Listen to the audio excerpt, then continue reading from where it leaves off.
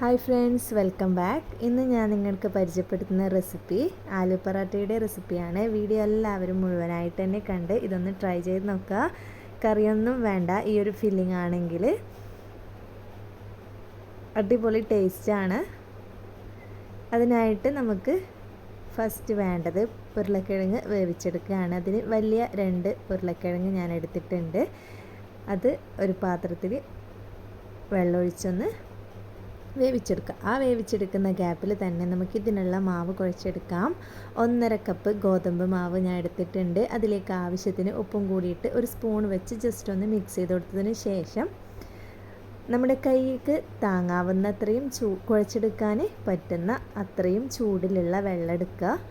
എന്നിട്ട് കുറേശ്ശെയായിട്ട് ഒഴിച്ചു കൊടുത്ത് നല്ല സ്മൂത്താക്കിയിട്ട് കുഴച്ചെടുക്കുക. കുഴച്ചെടുത്തതിന് ശേഷം കുറച്ച് വെളിച്ചെണ്ണയും കൂടി തടവിയിട്ട് ഒന്ന് കുഴച്ചെടുത്തത് മാറ്റി വെക്കുക. ഇനി നമുക്കിതിലേക്കുള്ള ഫില്ലിങ് റെഡിയാക്കാം. അതിനായിട്ടൊരു പാത്രം അടുപ്പത്ത് വെച്ചിട്ടുണ്ട്. 1 ടേബിൾ സ്പൂണോളം ഓയിൽ ഒഴിച്ചെടുക്കുക. അതുപോലെ തന്നെ 1 ടേബിൾ സ്പൂണോളം ഇഞ്ചി വെളുത്തുള്ളി ചെറുതായിട്ട് അരിഞ്ഞതും കൂടി ഇട്ട് കൊടുത്ത് ഒന്ന് വഴറ്റി കൊടുക്കുക. ജസ്റ്റ് ഒന്ന് വഴറ്റി കൊടുത്തതിന് ശേഷം ഒരു പച്ചമുളക് ചെറുതാക്കിയിട്ട് കട്ട് ചെയ്തത് ഇട്ട് കൊടുക്കുക. ഒരു വലിയ ഉള്ളി തന്നെയാണ് ഞാൻ ഇവിടെ എടുത്തിട്ടുള്ളത്. ചെറുതാക്കിയിട്ട് വേണം അരിഞ്ഞെടുക്കാനായിട്ട്. അതും കൂടി ഇട്ട് കൊടുത്ത് മിക്സ് ചെയ്യാം. ഇനി ഇതിലേക്ക് പൊടികളൊക്കെ ചേർത്ത് കൊടുക്കാം.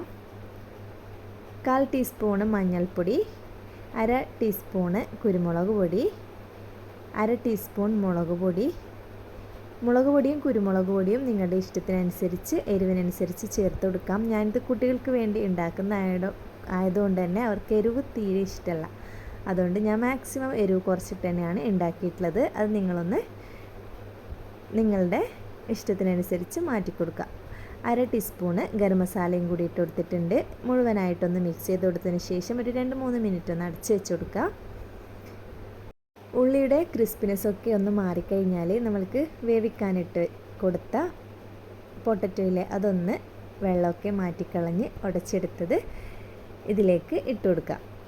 നല്ല പോലെ തന്നെ ഒന്ന് മിക്സ് ചെയ്ത് കൊടുത്തതിന് ശേഷം ചെറിയ വലുപ്പത്തിലുള്ള ഒരു ക്യാരറ്റ് ഗ്രേറ്റ് ചെയ്തത് ഇതിലേക്ക് ഇട്ട് കൊടുത്തിട്ടുണ്ട്. പിന്നെ ആവശ്യത്തിന് ഉപ്പും കൂടി ഇട്ട് കൊടുക്കുക. ഇതുവരെ ഞാൻ ഉപ്പ് ഇട്ട് കൊടുത്തിട്ടില്ല. അതും കൂടി ചേർത്ത് കൊടുത്ത് നല്ല പോലെ തന്നെ പൊട്ടറ്റോയിലും ഉള്ളിയിലൊക്കെ ഉപ്പ് മിക്സ് ആകുന്ന വിധത്തിലൊന്ന് ഇളക്കി കൊടുക്കുക. ആവശ്യത്തിന് മല്ലിയിലയും കൂടി അരിഞ്ഞത് ഇട്ട് കൊടുത്ത് മിക്സ് ചെയ്ത് കൊടുത്ത് അത് മാറ്റി വെക്കുക. ഇനി നമുക്ക് കുഴച്ച് വെച്ച മാവ് പരത്തിയെടുക്കാം. അതിനായിട്ട് ഞാനൊരു കൗണ്ടർ ടോപ്പിൽ കുറച്ച് പൊടി വിതറി കൊടുത്തിട്ട് ചപ്പാത്തിയുടെ അത്രയും വലുപ്പത്തിലുള്ള 2 ചപ്പാത്തി ഇവിടെ പരത്തിയെടുത്തിട്ടുണ്ട്. ഇനി ഒരു ചപ്പാത്തിയുടെ മുകളിലായിട്ട് 2 ടേബിൾ സ്പൂണോളം നമ്മുടെ പൊട്ടറ്റോ മസാല മിക്സ് ഇട്ട് കൊടുത്ത് അടുത്ത ചപ്പാത്തി അതിൻ്റെ മേലേക്ക് വെച്ച് കൊടുക്കുക. എന്നിട്ടിതാ ഒരു ടിഫിൻ ബോക്സാണ് ഞാൻ എടുത്തിട്ടുള്ളത്. നിങ്ങൾക്ക് എത്ര വലുപ്പമാണോ വേണ്ടത് അതിനനുസരിച്ച് കട്ട് ചെയ്ത് കൊടുക്കുക. ഇനി കട്ട് ചെയ്യുന്നില്ലെങ്കിലും കുഴപ്പമൊന്നുമില്ല. ഞാനിത് കറക്റ്റ് ഷേപ്പിൽ തന്നെ കിട്ടാനായിട്ട് കട്ട് ചെയ്തെടുത്തതേ ഉള്ളൂ. സൈഡൊക്കെ ഒന്ന് പ്രസ് ചെയ്ത് കൊടുക്കുക. അതിനുശേഷം ഒരു ഫ്രൈ പാൻ അടുപ്പത്ത് വെച്ച് കൊടുത്തിട്ടുണ്ട്. കുറച്ച് ഓയിൽ അതിലേക്ക് ഒഴിച്ച് കൊടുക്കുക.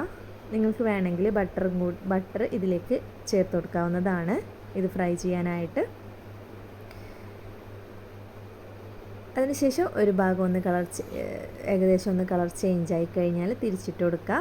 സാധാരണ ചപ്പാത്തി ചുട്ടെടുക്കുന്ന ആ ഒരു ലെവലിൽ തന്നെ ചുട്ടെടുക്കുക. അതുപോലെ തന്നെ ഞാൻ ബാക്കിയുള്ളതും എല്ലാം കൂടി ഒന്ന് ചുട്ടെടുത്തിട്ടുണ്ട്. നല്ല പോലെ തന്നെ പൊന്തി വരും കേട്ടോ. ഇത്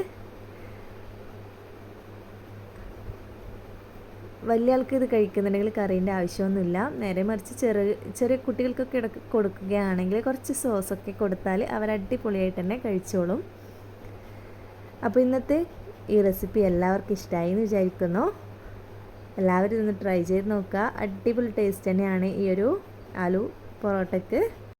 സബ്സ്ക്രൈബ് ചെയ്യാതെ ഏതെങ്കിലും ഒരു കൂട്ടുകാർ ഈ വീഡിയോ കാണുന്നുണ്ടെങ്കിൽ ആ സബ്സ്ക്രൈബ് ബട്ടൺ പ്രസ് ചെയ്ത് എന്നെ ഒന്ന് സപ്പോർട്ട് ചെയ്യുക. അപ്പോൾ ഇന്നത്തെ വീഡിയോ ഇവിടെ ഫുള്ളായിട്ടുണ്ട്. വേറൊരു റെസിപ്പിയുമായി കാണുന്നത് വരെ എല്ലാവരോടും bye. Thanks for watching my video.